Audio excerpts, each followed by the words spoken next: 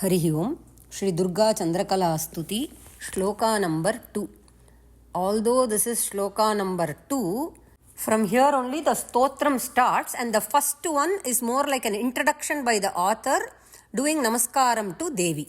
So here the second shloka is where the stotram actually starts, and the last shloka is a phalashruti. Right.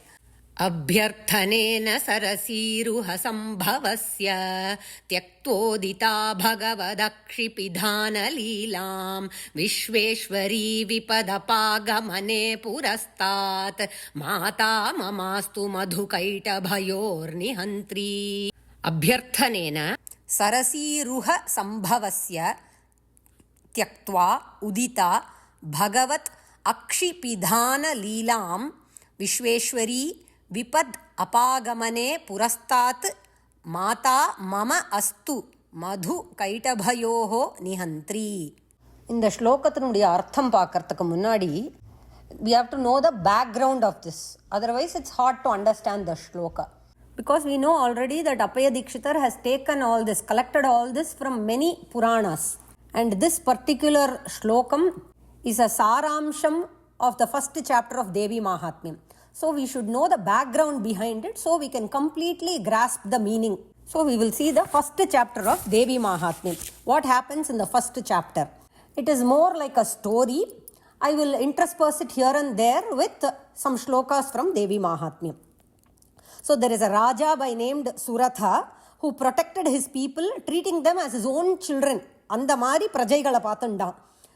Amana, he gets defeated in a battle by enemies, though they were of small force. அவா வந்து பெரிய army இல்லை, சின்ன ஆர்மியாக இருந்தால் கூட he got easily defeated by them. This Raja Suratha is further robbed of his kosha, அப்படின்னாக்கா treasury. His treasury is emptied and all his army is taken away by his own wicked ministers.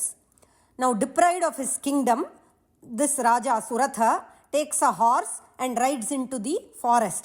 ஏகாக்கி ஹயமாருஹ்ய ஜகாம கஹனம் வனம் அப்படிங்கிறது தான் அந்த shloka, where he takes the horse and rides into the forest. There he comes to the ashramam of Rishi Medhas அப்படிங்கிற ஒரு ரிஷியோட ஆசிரமத்துக்கு வரார். During his time there in the ashramam, he is still attached to the kingdom that he lost. He is overcome by deep attachment for his kingdom and he is worried about his kingdom. அவரோட இல்லாத ராஜ்யத்தை நினச்சி இன்னும் கவலைப்பட்டு இருக்கார். நான் இல்லாமல் அங்கே என்ன நடக்கிறதோ, எல்லாரும் எப்படி கஷ்டப்படுறாளோ அப்படின்னு அவருக்கு இன்னும் கவலையாக இருக்குது. At this time in the same ashramam he meets a வைஷ்யனா merchant, who is also now in Rishi Medhas ashramam.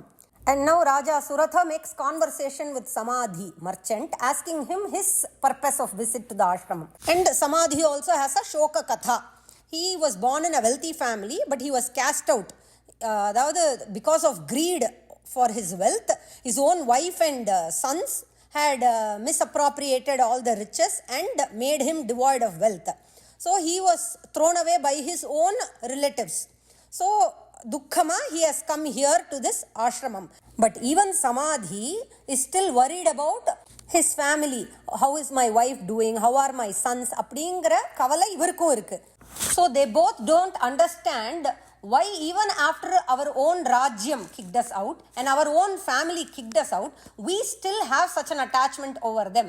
They both are not able to comprehend or understand how this deep attachment is still there.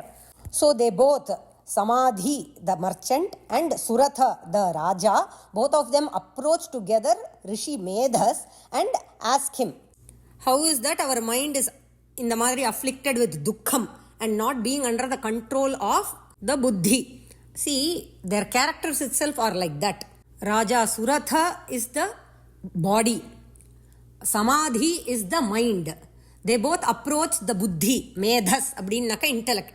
They go and ask him, and Rishi Medhas will pass on the knowledge, give them the jnanam that this is the work of Mahamaya or Yogamaya, who pushes everyone into that சுழல், மாயையோட சுழல்ல தள்ளி விட்டுருவா, into the pit of delusion சொல்றோமே. This Mahamaya pushes everyone into it.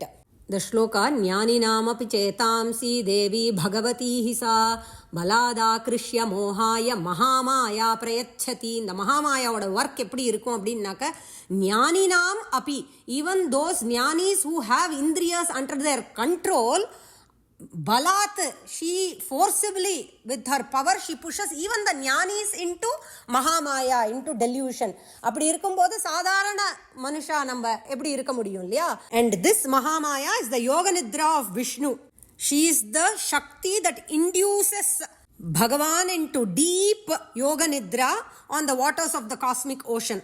Now Medhas Rishi is telling them what happened at the end of Kalpa, when everything in this prapancham that was created was one vast stretch of jalamayama irundhudu, one vast stretch of pralayakala jalam, and Vishnu was in yoga nidra adiseshan mela shayanam pannindirukar.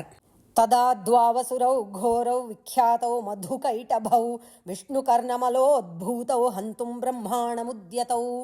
Now when Vishnu was in yoga nidra, at that time two terrible asuras, Madhu and Kaitabha, sprung from Vishnu's karna mala. Mala na dirt. In his karna naka ears, that we call earwax. From that Madhu Kaitabha came out. And they were charging towards Brahma to kill him. Brahmanam hantum udyatau. And where is Brahma sitting? He is in the Nabhi Kamalam, right? So he starts to do Stuti, Stotram on the Yoga Nidra, requesting her to withdraw herself from Vishnu so he can be awakened to kill Madhu and Kaitabha. Adadam Brahma Stutine we saw for the first shlokam. Vedho Harishwara Stutyamgarte, Vedas Brahma enga stotram padina Rambal mela apdingarthukku we saw this is the place where he says Tvam Swaha, Tvam Swadha, Tvam Hi Vashatkara Swaratmikane. Brahmastuti on Yoga Nidra. Inga da Ambal our stotram பண்றார். About 14 to 15 shlokas he does stotram on Devi, and after he does stotram, now Mahamaya withdraws herself from every part of Vishnu's angam. அந்த ஸ்லோகம் படிக்கிறேன். நேத்ராஸ்ய நாசிகா Phagu ஹிருதயேப்யஸ்ததோ ரசஹ நிர்கம்ய தர்ஷனே தஸ்தோ பிரம்மணோ வியக்த ஜன்மனஹ Uttasthauta Jagannatha Taya Mukto Janardanaha. So once he was released from the influence of Yogamaya, Bhagavan Vishnu fights with Madhu and Kaitabha for about 5,000 years. And then he does their Vadham. We don't need to go into the details of the Vadham because in this shloka, this is what is needed and required. So now coming back to this shloka, Sarasiruha Sambhavasya. Sarasiruh abdinaka Tamarai, lotus. Sambhava, one who is born of the lotus, which is Brahma. So Brahma's abhyarthanena, because of Brahma's prarthana, Brahma does Brahma Stuti we saw, right? He does prarthana. Because of his prarthana, Bhagavad Akshipidhana Leelam Tyaktva Udita. She, that Yogamaya, left Tyaktva, having given up the Akshipidhana Leela. எப்படி ஒரு சഖி வந்து we sometimes go from behind a person's back to close their eyes in order to find guess who is closing your eyes அப்படிங்கறத we do, right? So this Yogamaya was doing it leelaya, like a friend. She was playfully pidhanam naka to close. She was playfully closing Bhagavan's eyes because that is the Yoga Nidra that Vishnu was. Tyaktva, she having given up that because Brahma did stotram on her, because of Brahma's prarthana, she left that leela, that Akshipidhana leela, and Udita, she came out. So the Yoga Nidrangra Shakti, Bhagavanudaya kangalai மூடுவது என்ற அந்த விளையாட்டை விட்டு விட்டு Udita, வெளிவந்தாள். And this is where we saw how she came out of every angam of Vishnu. Netrasya Nasika Bahunu Pathom இல்லையா, ஒவ்வொரு அங்கத்திலேருந்தும் she withdrew herself from Vishnu. So that is that padam there, Udita. Who is she? Madhu Kaitabhayor Nihantri. Madhu Kaitabhayoho Nihantri. Because she was the one who awakened Bhagavan to go and do the vadham of Madhu Kaitabha. She is the one who is the Nihantri. She is the Karyakartri there. It is because of her prerana that Vishnu was able to do the vadham of Madhu and Kaitabha.